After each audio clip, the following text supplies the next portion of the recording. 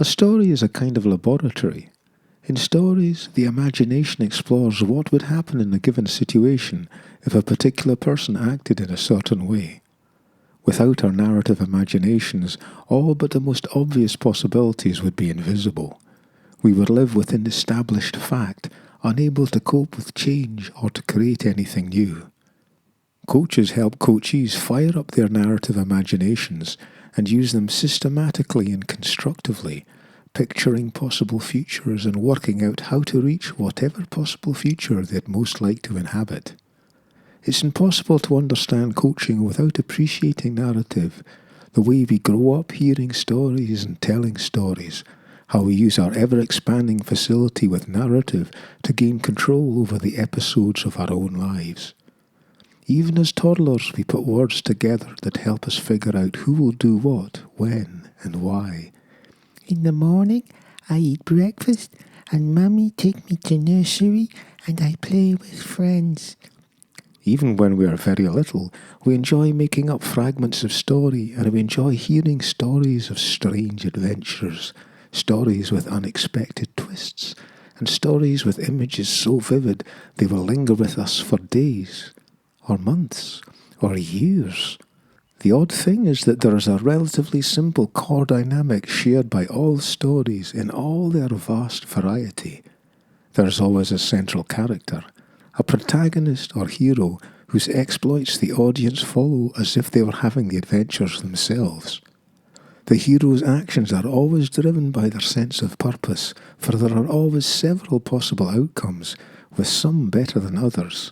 The greater the gulf between the good and the bad outcomes, the stronger the hero's sense of purpose and the more engaging the story. It's the hero's value judgments that drive the story forwards. Just as in coaching, it's the coachee's value judgments that matter. The final elements of story dynamics is the uncertainty. There is always a path for the hero to follow that offers them some hope of reaching their desired future, but the only way to find out whether the hero will succeed and win the prize of whatever is at stake is to follow the line of the hero's experience. This uncertainty can engage an audience's curiosity. It sets up a loop of anticipation that can only be closed by paying attention to the story as it unfolds. Once these elements are in place, a dynamics begins that carries us through the story in much the same way that we move through real-world landscapes of possibility. Stories can remind us of what it means to be alive as human beings engaged in purposeful action, bending all our efforts towards reaching the possible futures we've set our hearts upon. Stories can resonate with the frustrations and elations we all experience, with life's conflicts, with its friendships and alliances, with its odd ironies, and with what it's like to see and hear and feel. Professional storytellers structure their stories to ensure that this dynamics is set in motion. They usually begin with what they call exposition. We meet the hero and learn something of what their everyday life is like before the changes that the story tracks begin. Next comes an event, the inciting incident, that opens up new possibility and places the hero at a fork in the path of their life. Down one path, there's life as usual, more of the same. Down the other, there's the unknown with all its promises and threats. Sometimes, as in real life, the new possibilities have been there for a while without the hero noticing. Maybe the environment has changed so slowly that the hero didn't notice. Maybe the hero has gradually become bored and restless for something new. But even here, the hero's waking to the possibility of change is always precipitated by an event that occurs at a particular time and place. In the most engaging of stories, we feel the appeal of the best of possibilities, and we feel the threat of the dangers that always accompany change. Embracing the new always involves making a sacrifice, if only of the comfort of known routines.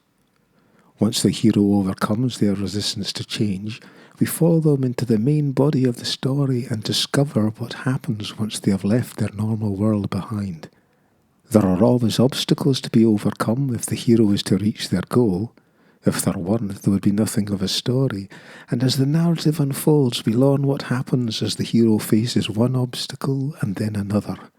There are ups where it looks like the hero is going to win the stakes easily, and downs where hope vanishes and loss appears certain. Twist follows twist, turn follows turn.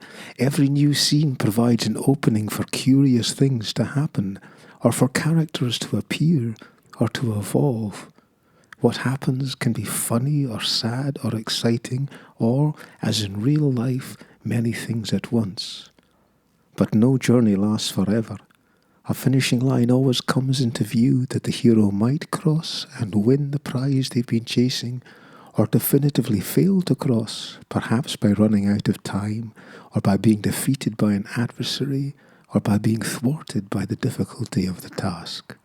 When the stakes are definitively won or lost, and the changes that the story tracked are all over, the hero has a new stable reality to inhabit. It is satisfying to close with a sense of what this new reality is like. How have things changed for the hero? How have things changed for the world at large? The game of hero cards is designed to help you work together to create a well-structured story of your own. Once you've had a chat about story dynamics and how stories relate to everyday life, you can learn to play it.